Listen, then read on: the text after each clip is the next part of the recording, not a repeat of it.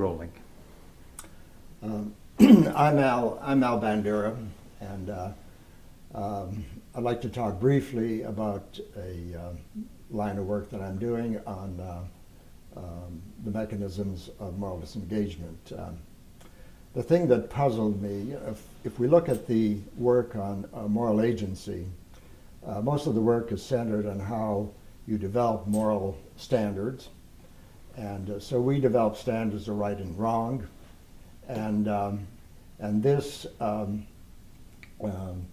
these serve as guides and deterrents for transgressive conduct.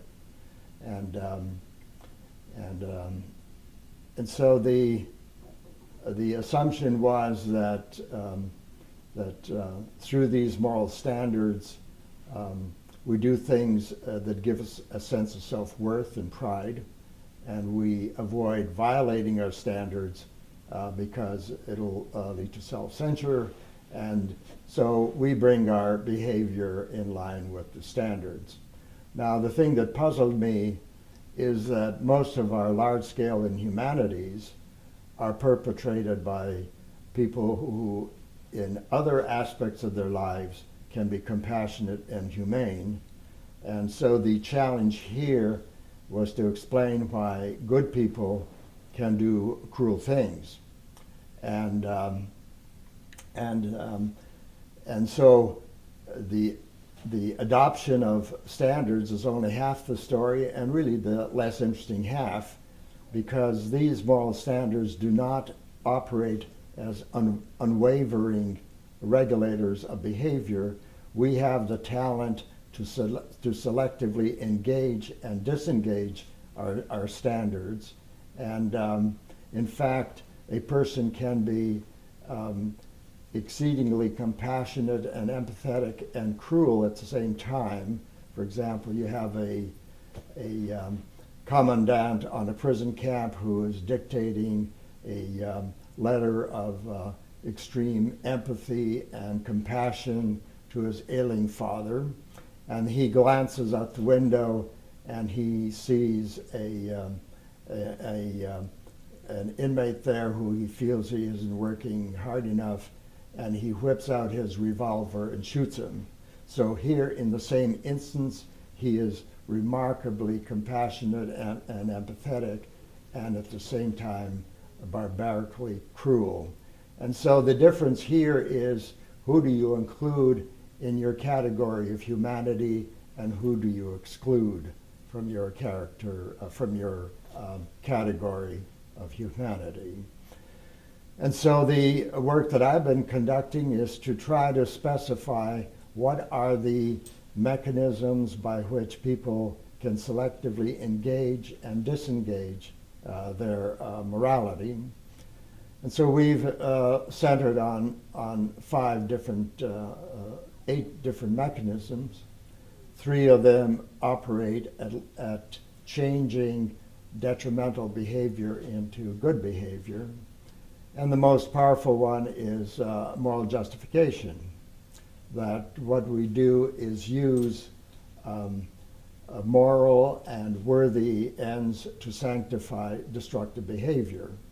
And Voltaire put it well when he said, if you can lead people to believe absurdities, you can get them to commit atrocities. And so we do a lot of killing in the name of religious principles, political ideologies, national imperatives, and so on. Another mechanism that transforms the behavior is we use sanitized languages in euphemisms and convoluted language that masks the injury we are causing.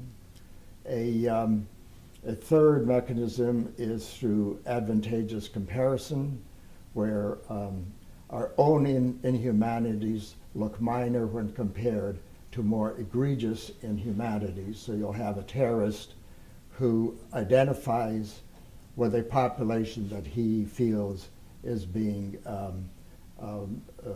grossly mistreated, and he sees his behavior as martyrdom and so on.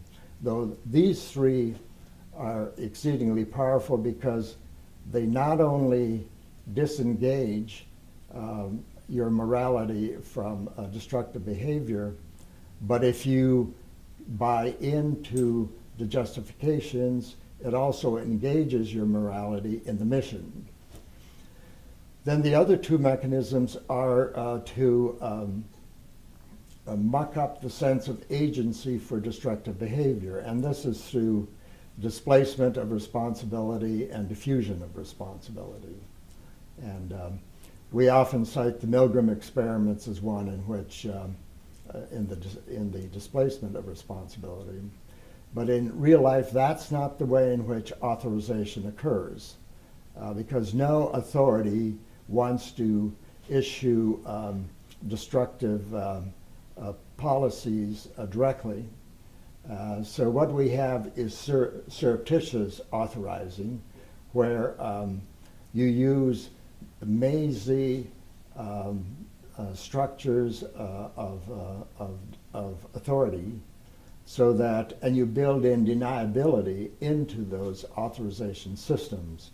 And so when because one, you don't want to be held accountable if the policy fails, and two, you have to live with yourself and you don't want blood on your hands. And this is why we have mazy systems of non-responsibility. And if an incident happens that's problematic, then this is treated as an isolated incident, and then you blame the subordinates for either misunderstanding or being overzealous. The other thing about the Milgram experiment is the authority was there and commanding them to do that, and also accepting responsibility for any harm that occurs. In effective systems, you want to put out good functionaries who will do it when you aren't around. And so here you have to distinguish between two levels of responsibility. The functionaries honor the authority with regard to the policy, but then they don't assume responsibility for the destructive behavior. So through surreptitious sanctioning and through this double allegiance, you have very effective functionaries even when you aren't around. The other is diffusion of responsibility. And there are three ways in which you do this. One, through group decision making. Two, through fractionating the activity. In isolation, it looks pretty innocent, but collectively, it's quite destructive. And three, through group action, so that you can and anonymity, so you can always claim that the other folks really were more responsible for this.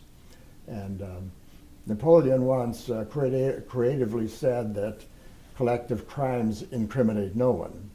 And then the third mechanism has to do with dealing with the consequences of your actions. So if you deny or you minimize or you dispute the harmful effects, then there's no reason why your moral agency should even be activated. So a great deal of effort is expended to work on the consequence part. For example, that Pulitzer Prize winning photo from My Lai of the napalm bombing with the girl running probably did more to generate aversion to that war than all the newspaper reports. And so the military learned from Vietnam that you don't allow the press on the field, and so they essentially did that in Bosnia and in Iraq and Afghanistan. But then we had Al Jazeera putting out the destructive effects. The final two mechanisms operate on attributing blame to the victim, and so here you can even feel righteous in that mode. and then you also dehumanize the victims. And if you cast in as subhumans, then this is a good way of restraining any sense of empathy toward them, and you destroy a sense of common humanity, and so the other line of research is really to demonstrate. We've done all this research on the power of dehumanization to bring out the worst in others. And the other line of research I'm conducting is the power of humanization to bring out the best in others.